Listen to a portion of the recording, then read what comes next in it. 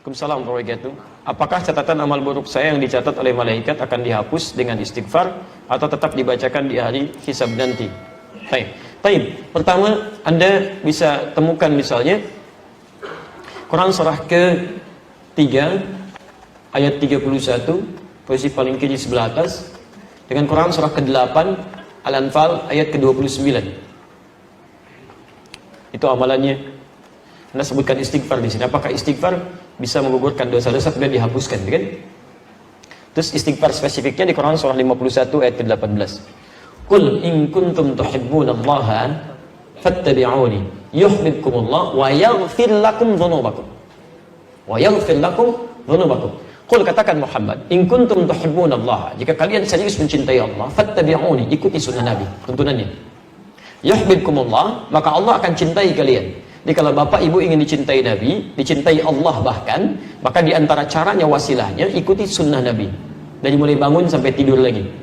Ya, hati-hati, bukan cuma sholat ibadahnya saja yang ritual, tidak, sholatnya seperti Nabi, tapi lisannya nggak seperti Nabi, pandangannya nggak seperti Nabi, semuanya. Ya, hati-hati. Anda yang mengatakan ikut Quran, ikut sunnah, maka semua sunnah praktekkan. Jangan Anda mengajak pada Quran dan sunnah, tapi Anda melanggar ketentuan sunnah, itu nggak boleh. Ya, tidak tepat di situ. Ya. Nah, kemudian apa yang kita dapatkan kalau bisa mengikuti tuntunan Nabi? Wa yaghfir lakum dzunubakum, dan Allah akan berkenan menggugurkan, menghapuskan semua dosanya. Dzunub itu semua. Jamak dari kata dzambun.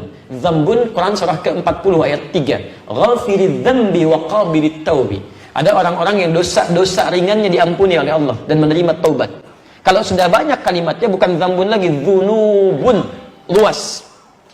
Maka diampuni dosanya, digugurkan keseluruhannya. Bahkan kalaupun berlebih disebut dengan israf. Banyak dosanya tak terlukiskan. Bunuh orang sekian dan sebagainya. Ya, Masya Allah. Pernah berbuat ini, berbuat itu. Langgarannya banyak. Disebut israf. Quran surah 39 ayat 53. Qul ya ibadiyalladzina asrafu ala anfusihim la taqnatu min rahmatillah. Katakan Muhammad pada hamba-hambaku yang telah banyak berbuat dosa berlumur, jangan putus asa dari rahmat Allah. Dapatkan ampunannya. Mohonkan. Bukankah pernah ada yang membunuh 100 orang? Kemudian dia senang mabuk, senang macam-macam dan sebagainya. Tiba-tiba dia bertobat. Ada sentuhan di hatinya. Jadi kalau bapak ibu pernah ada sentuhan begini, ya Allah, saya bisa berubah nggak ya? Itu tanda pertama dari Allah menginginkan Anda berubah. Cepat ambil. Jangan biarkan. Sebab kalau Anda biarkan, tidak mudah mendapatkan tanda itu lagi. Ambil. Rumusnya Quran surah 29 ayat 69. Walladzina jahadu fina lanahdiyannahum subulana. Orang yang cepat merespon petunjuk kami akan bimbing dia untuk berubah. Bahkan nanti ada yang berubahnya drastis, disibghah oleh Allah. Quran surah kedua ayat 138.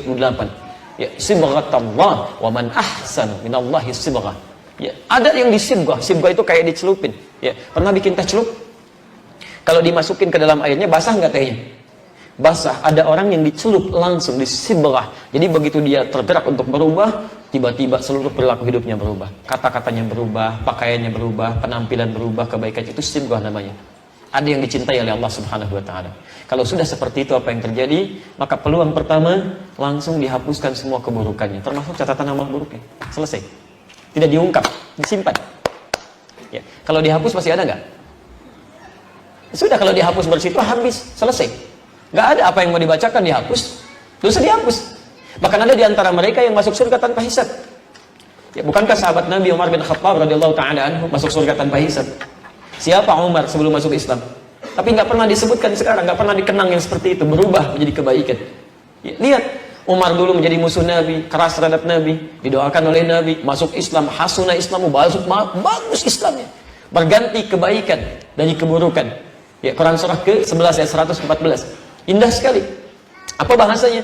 Ya, aqimis salata tarafai minan nahar wa zulafan minal lail innal hasanati yudhibnas sayyi'at. Ketika banyak berbuat baik, keburukan-keburukan akan dilupakan. Takwa meningkat. Oh, may yattaqillah, siapa yang meningkat takwanya? Lihat kalimatnya, yukaffir anhum sayyi'atihim, dihapuskan semua keburukannya. Diciri orang yang taubatnya diterima, dosanya diampuni, maka akan dijaga oleh Allah untuk berbuat dosa yang berulang. Dijaga, matanya memandang yang baik, kalimatnya baik, semua bagus, takwanya meningkat, ibadahnya rajin. Apa kata Nabi? Umar masuk surga tanpa hisab. Hisab aja nggak ada, bagaimana mau dibacakan catatannya?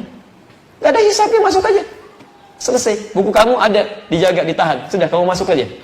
Sudah, selesai. Indah gitu kan? Ada semuanya. Tapi Ada level orang-orang biasa. Quran surah keempat ayat 100, posisi paling kiri sebelah bawah. Ada orang bunuh 100 orang, ya banyak keburukannya, tiba-tiba mau bertobat. Kata Syekh pada saat itu, kata alimnya, pergi ke tempat sana, berubah kamu. Kamu bukan tidak bisa jadi orang baik, cuma lingkungan kamu nggak bagus, membuat kamu selalu buruk. Hijrah. Begitu dia berangkat di perjalanan, jalan, Allahu Akbar. Apa yang terjadi? Baru sampai sejengkal, mau ke tempat-tempat dia belajar, jarak lebih sejengkal di pertengahan. Tiba-tiba maut datang lebih cepat dari apa yang dia duga, meninggal seketika. Tapi apa ayatnya kemudian berbunyi? Turun berita masuk surga dia. Karena di jalan dia tobat digugurkan dosanya. Dia beramal soleh, cuman sejengkal. Wa may yakhruj min baiti muhajiran ila Allah wa rasulih, thumma yudrikul maut faqad waqa'a ajruhu 'ala Allah.